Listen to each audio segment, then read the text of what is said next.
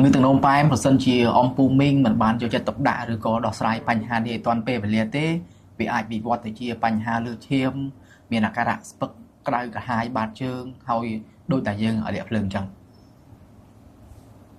សូមគោរពជំរាបសួរទៅកាន់អំពូមីងទាំងអស់គ្នា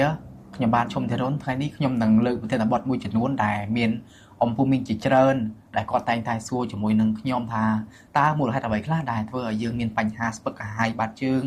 ដែលពិបាកក្នុងការធ្វើចលនាជាពិសេសនេះគឺពេលព្រឹកដែលគាត់ងើបពីសម្រានមានអារម្មណ៍ថាចាក់ឈីបខ្ញាក់តាមបាតជើងគាត់តែម្ដង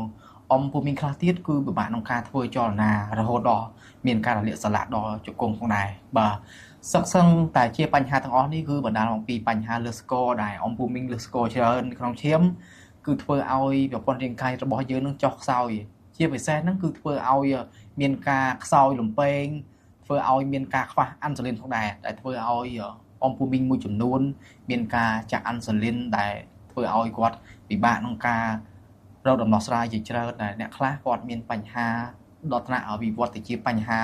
ស្វាំងភ្នែកដល់ខ្សោយកម្លាំងហើយធ្វើឲ្យមានការចុករយពេញដងខ្លួនជាពិសេសនេះអ្វីដែលរំខានបំផុតហ្នឹងគឺបណ្ដាលមកធ្វើឲ្យគាត់មានអាការៈតាមម្រាមដៃហ្នឹងគឺរឹងអស់ហើយពេលដែលគាត់ងើបពីសម្រានហ្នឹងគាត់ថាពេលដែលគាត់ក្តាប់លាហ្នឹងគឺពិបាកតឹងតាមម្រាមដៃហើយគាត់ទៅមើលជាតិអាស៊ីតគាត់ថាពេលខ្លះគឺអត់មានទេប៉ុន្តែគាត់តែងតែឈឺចុករយពេញដងខ្លួនតឹងតាមម្រាមដៃហ្នឹងហើយអញ្ចឹងតែធ្វើឲ្យគាត់ពិបាកក្នុងការរកដំណោះស្រាយមែនទែនថ្ងៃនេះខ្ញុំសូមមកណែនាំអំពូមីងមកស្គាល់ជាមួយនឹងផលិតផលធម្មជាតិ V Hope ដែលមានតួនាទីទៅដោះស្រាយបញ្ហាឈឺសន្លាក់បញ្ហាសរសៃជួយសម្រួលជាតិស្ករ